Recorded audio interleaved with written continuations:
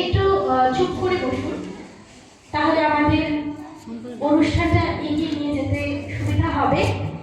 একটা অনুষ্ঠান কিন্তু তখনই সার্থক হয় যখন যেখানে দর্শকদের সহযোগিতা থাকে।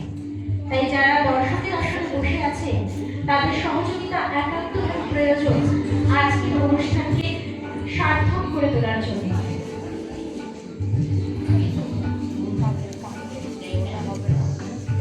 আমরা ভীষণ সুদূর বাংলাদেশ থেকে উনি এসেছেন আমাদের আমন্ত্রণে সাড়া দিয়ে আজকের এই অনুষ্ঠানে।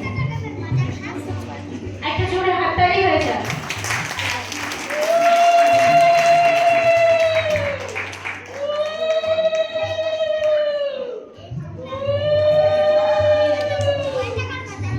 একটা কথা আছে, অতিথি দেবো ভব।